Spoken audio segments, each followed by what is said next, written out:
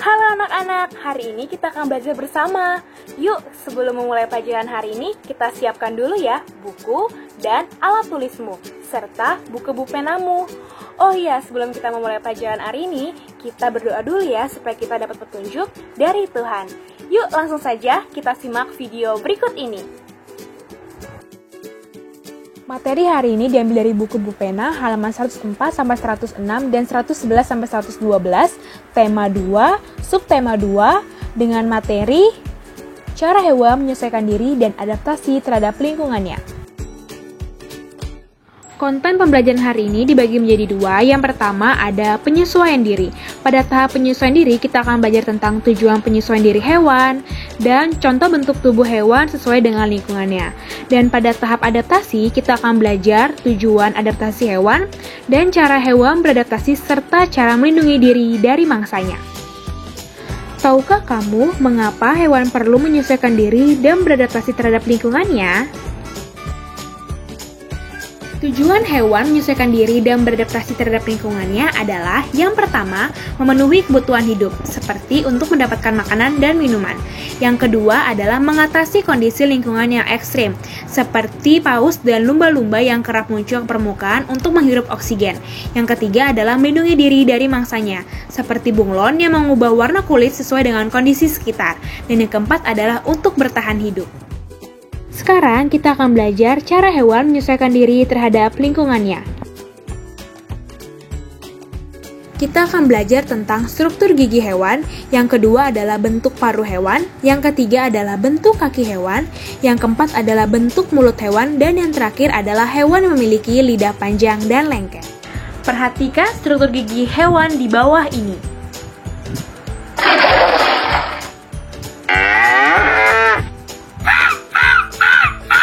Wah, pasti kalian sudah tahu ya jenis hewan tersebut. Mari kita telusuri struktur giginya. Harimau termasuk golongan karnivora, di mana dia memiliki gigi taring yang sangat tajam. Gunanya untuk memotong makanannya yang berupa daging. Contoh hewan lainnya ada kucing, ada buaya, ikan hiu, dan lain sebagainya.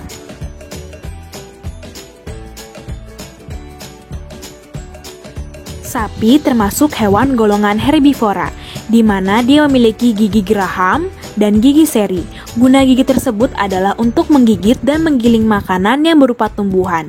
Contoh hewan lainnya ada gajah, ada kambing, ada kuda, dan lain sebagainya.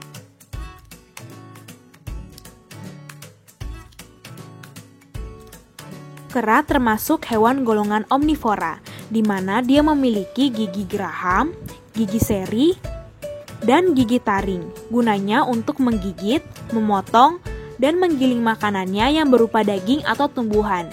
Jenis hewan lainnya ada tikus, gorila, angsa, dan lain sebagainya. Wah, paruhnya beda-beda ya bentuknya. Menurut kalian, apa ya fungsi dari paru-paru tersebut? Yuk kita cari tahu. Burung elang termasuk burung pemakan daging.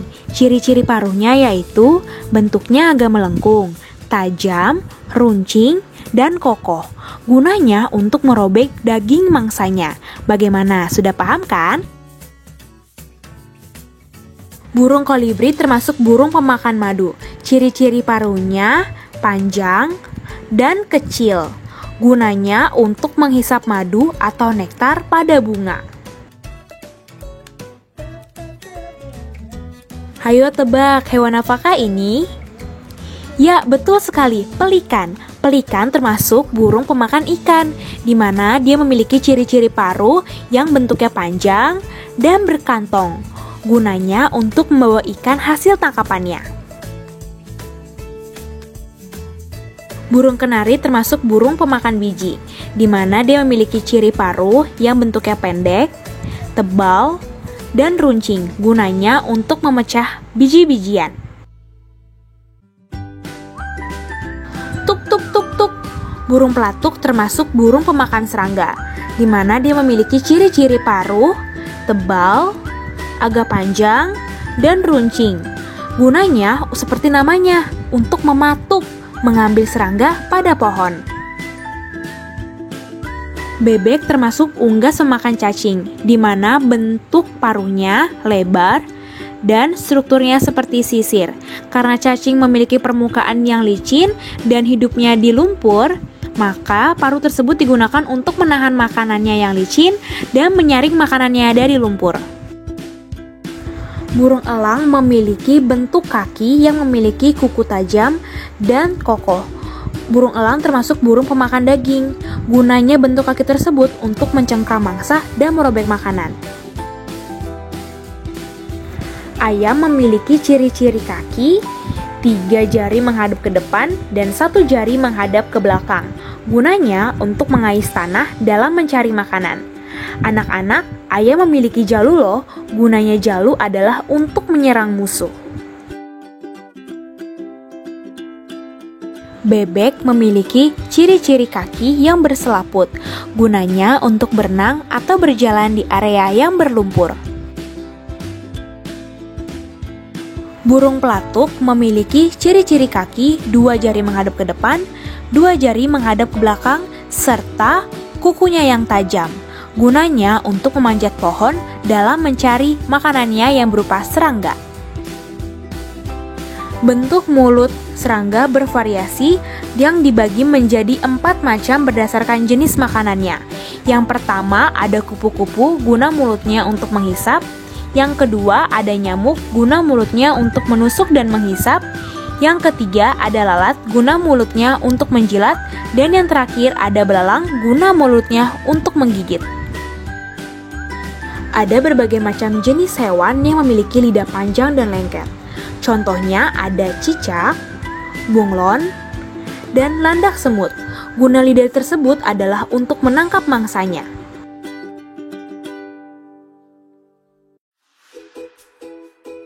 Sekarang kita akan belajar tentang cara adaptasi hewan terhadap lingkungannya. Ada 8 cara hewan melindungi diri dari mangsanya. Yang pertama ada kamuflase, di mana hewan tersebut menyesuaikan warna dan bentuk tubuh sesuai dengan tempat dia tinggal. Yang kedua ada mimikri, di mana hewan tersebut mengubah warna kulit sesuai dengan kondisi sekitarnya. Yang ketiga ada autotomi, di mana hewan tersebut akan memutuskan ekor untuk mengelabui musuh.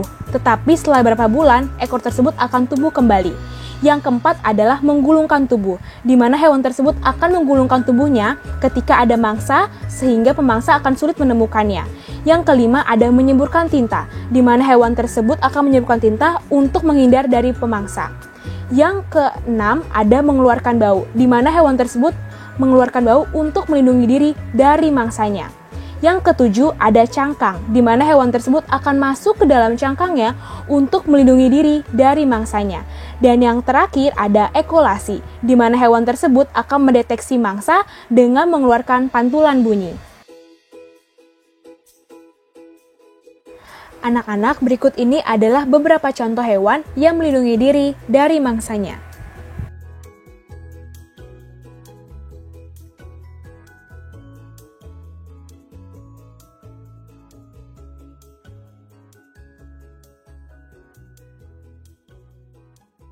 Terima kasih, sampai jumpa di materi selanjutnya. Dah.